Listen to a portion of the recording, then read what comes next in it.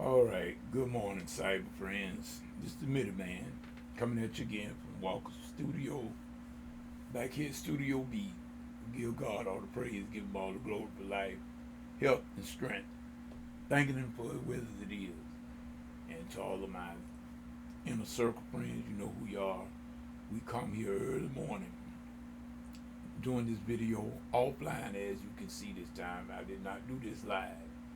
Um, but if you look at the title, it's an old cliche statement, and one that been made more times over than I can remember.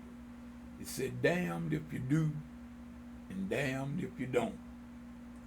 Now I'm quite sure those of you that have been living more than 2 or 3 days, for if you're over 20 years old, you should just about know what that statement kind of means. Damned if you do, damned if you don't, meaning the person can be considered at blame and at fault regardless to what stance they take. It don't make no difference whether you gonna be considered wrong, even though no matter what stance you take. So you're damned if you do, and you're damned if you don't. So in other words, Minuteman come this morning. Matter of fact, I wanted to do. I didn't know I was going to do this video as well, my cyber friend, but I was sitting here early morning. It's after 3 in the morning right now, Sunday morning. And I know that we having services, morning service in the morning on the phone, conference call, there at Antioch Missionary Baptist Church. My pastor is Reverend Christopher Williams, and we thank God for him, as well as the membership of Antioch Missionary Baptist Church, all the members and friends. And we know that we got to do that early this morning, in other words, which we will, if the Lord say so. We will be present and accounted for. But it came to me about this statement. This came from nowhere. And I got to thinking about it, and I thought about it. Another saying, they said robbing Peter to pay Paul. I thought about that as well. Robbing Peter to pay Paul. Then it came up, damned if you do, damned if you don't. They both got different meanings in a way, to a degree, but basically it's saying in a way just about the same, or they come to the same conclusion. Whereas when you rob Peter to pay Paul, that most is concerned about with money matters. In other words, when you got more debt than you got money, and then you take money from one debt just to pay off another debt, that's just robbing Peter to pay Paul. That's most of what that is saying about. But this thing about damned that you do and damned that you don't takes another connotation than that. In other words, a person, even in a court of law, a person is innocent until proven guilty. Now that's in the court of law. A person is innocent until proven guilty. But now we got this thing sort of messed up. We got it sort of backward. And my side friend want to tell you something. Some of us, everybody is guilty until proven innocent. That's the way it seemed to me. But it should be the person is innocent until proven guilty. Now I understand. We got a lot of people that they got their mind made up on certain things in certain situations. It ain't gonna do you no good to argue with some people. I don't like arguing, period. But especially if I know what the Bible say about a thing. In other words, regardless of what man say, but if I know what the Word of God say, if God is for it, then I'm for it. I just say it like that. If God is for it, I'm for it. And if God is against it, then I'm against it. I can't go against God. I'm not going to go against God. God is the one that holding my life in his hand. I don't want to piss him off. You understand what I'm saying, y'all? I mean, I hope you do. I hope you do. But we got some people, they seem to don't care. But whatever they feel is right is right. No, that's wrong. People, let me tell y'all that again. Not whatever you feel is right, because I can feel something is right and it could be dead wrong.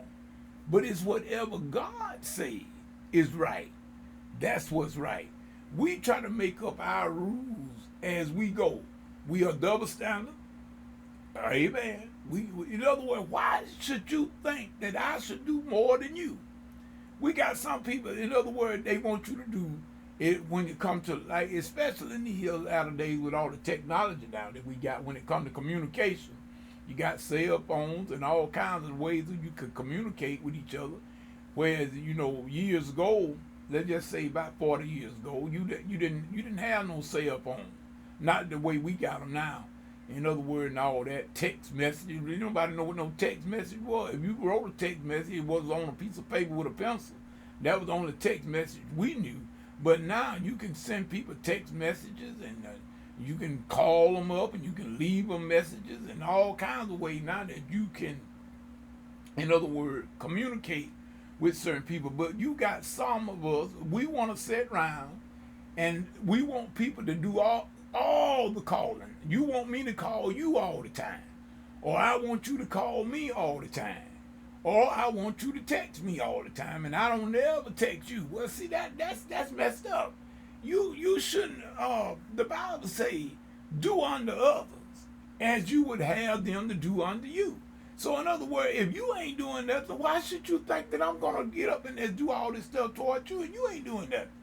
In other words, we robbed Peter to pay Paul. And we damned if we do, and then we damned if we don't.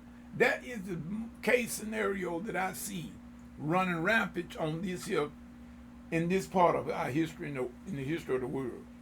And believe it or not, y'all, I'm just being real and honest as I can be. We need to step back and look at this thing again. In other words, I should not expect no more from you than I would do, and vice versa. Don't continue to be robbing Peter to pay Paul. In other words, if you want whatever you want, that's what you have to give. That's what the Bible says in so many words. Whatever you reap, exactly what you sow. If we say, and then that means good or bad. So you just can't sit around and you just want people to pour into you all the time. You want people to pour into you all that goodness. You got to first do it yourself. You can't sit around and just expect other people to be doing something you ain't even doing yourself. That don't even compute. You can't calculate that even with a calculator. You cannot do it. The being damned that you do and damned that you don't, y'all. That is a bad scenario to be in. You got anybody that you got to walk on cotton around all day long, that's a bad existence. That's a very bad existence. If you got to walk on cotton continuously around people in order for them to be satisfied. Let me tell you something. It is not your job to make nobody happy. It's not my job to make nobody happy. See, we place too much burden on people's shoulders. And when they were never designed to carry that, your happiness ain't got nothing to do with me. I can't make you happy. You better make your own self happy. You better go to the God in prayer and get on your knees and stop expecting so much out of others, then especially stuff that you're not employing yourself. That's the main spoke in the wheel right there. Is what are you contributing? What are you bringing to the table? You're not bringing anything to the table. The only thing we want to do is we want people to walk on cotton. You got to walk on cotton around some people because you say one thing, they're going to get offended. You tell them the truth, they're going to get offended. You tell them a lie, they're offended or whatever. But I'm just saying, please don't lie if you can help it. Please don't lie if you can help it. Please don't lie. But I'm just saying, I use that as in a figure of speech. What you got to always be trying to satisfy certain people. They are never satisfied, no matter what. I don't care if you give them, if you give them $10, they want 30. If you give them 30, they want 60. They're never satisfied. If you tell them right, they want left. If you tell them left, they want right. I remember when I was going to Berry, we had something up there called work study program. Work study, all students, just about every student at Berry would work. That was a big plan at Berry. It was a work study. And just about every student, I don't care what status at Berry, they had a job. And that was a lady, and I remember her very well. And I won't call her name just in case. I won't call her name. Matter of fact, I won't even call the department I was working for at that time. But this lady, we liked the lady though. She was a nice lady. But she was one that was never satisfied. If it was raining, she wanted the sun to be shining.